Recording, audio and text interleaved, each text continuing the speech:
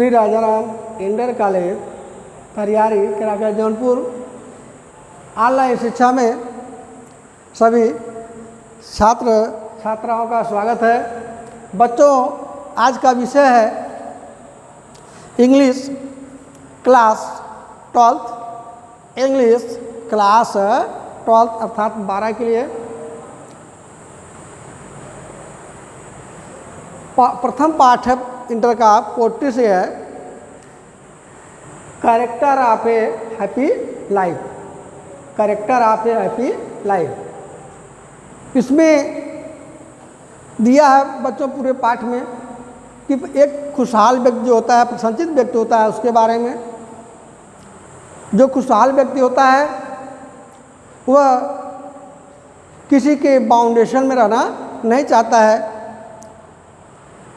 या किसी के दबाव में रहना नहीं चाहता है। वह स्वयं का जो है मालिक होता है और किसी के दबाव में रहने की इच्छा नहीं करती है। जब उसकी इच्छा जो करती है उसी के अनुसार वो कार्य करता है, किसी की इच्छाओं के अनुसार कार्य नहीं करता है।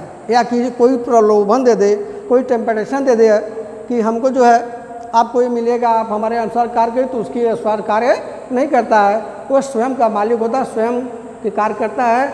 सब कुछ न रहते हुए संतोष ही उसका सबसे बड़ा धन होता है, उसी में सेटिस्फाइड होता है। उसी के बारे में आज आप लोगों को बोलूँगा। पहले मैं प्रथम पैरा बोलूँगा, नीचे रेफरेंस कॉन्टेक्स्ट लिखा हो, बारी बारी से क्रम से मैं एक एक लाइन करके बताता जाऊँगा। पहले मैं पहले पैरा का जो बेटा बोलूँगा हिंदी बोलो एक बार जो है आपको, और इंग्लिश में भी बताऊँगा। ओके, तो दिया है कि हाउ हैप्पी इज ही बार्नाटाट। कभी कहता है जो प्रसन्नचित व्यक्ति होता है अपने जन्म और शिक्षा से वह खुश रहता है। वह अपने जन्म और शिक्षा से खुश रहता है। That serveth not another's will, जो किसी दूसरे के अनुसार कार्य नहीं करता है, अर्थात वह डिजारियस मैन नहीं होता है। वह डिजारियस मैन नहीं होता है। Whose armour is his honest thought, उसके उत्तम विचार ही उसके सुरक्षा कवच हैं। उसके जो अच्छे विचार हैं उसके सुरक्षा कवच है। एंड सिंपल ट्रूथ, और साधारण सत्य ही हिज अटमोस्ट स्किल, उसके सर्वोत्तम गुण हैं।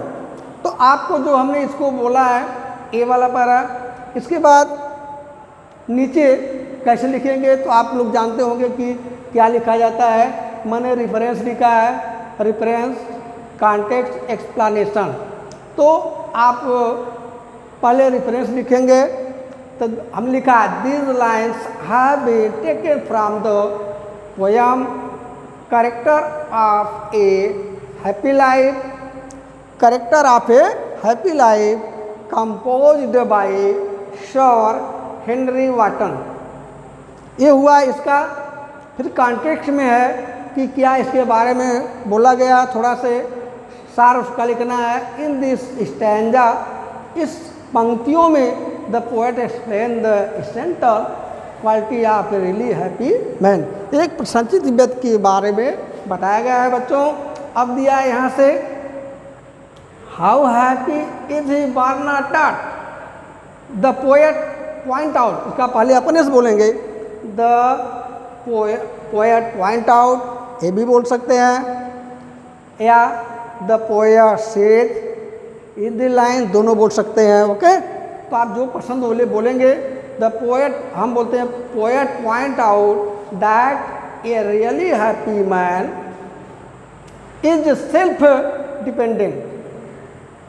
ही is happy there born and taught, that serveth not another's will. He does not depend others. Such a man does not change his course of action. course of action. Whose armor is on his thought. Under the pressure of someone is not slave to ideas or desire. Ideas or desire. He control his desire. He control his desire. And a simple truth. Simple truth is utmost skill. His utmost skill quality. utmost skill quality. इसमें जो है इन पंक्तियों जो है ऊपर के नीचे जो लाइन है मेटाफर है, और इसी के बाद मैं दूसरा बोलूँगा। दूसरा पैरा है हु गाड डोथ, दूसरा पैरा है who God doth late and early, late and early.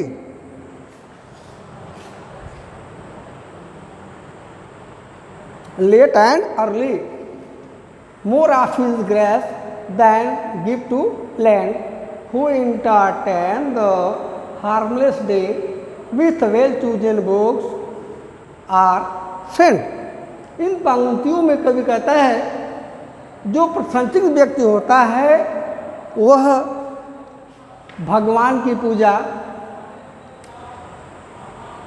के लिए कोई उसका निश्चित समय नहीं होता है। जब उसे मौका मिलता है, जब उसे मौका मिलता है तो वह ईश्वर की आराधना करता है, उसके लिए कोई फिक्स समय नहीं होता है।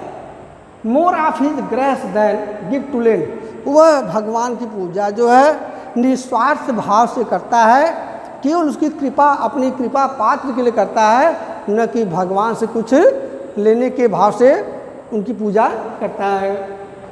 The whose entertain the harmless day, वह अपना समय जो है फालतू में व्यतीत नहीं करता है, अर्थात अपने समय को बेकार में जाने नहीं देता है।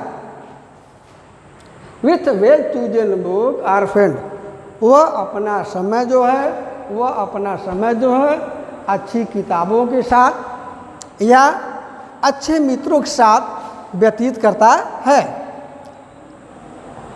अब बच्चों हिंदी हुआ, अब इसका इंग्लिश होगा the poet point out, the poet point out a really happy man, a really happy man pray to God, pray to God later और सूनर। देखिए late and earlier, the later and sooner, he had no fix time, he had no fixed time. When he gets time, then worship to God. He is not worried. He does not worry about any time. फिर दिया है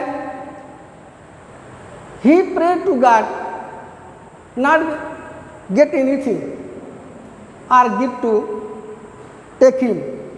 Who entertain the harmless day. He spent his time useless. He spent his time useless with well-chosen books or friends. Or friends. He spent his time well books, well friends, well books with spent his time. He wasted his time. He does not wasted his time. When he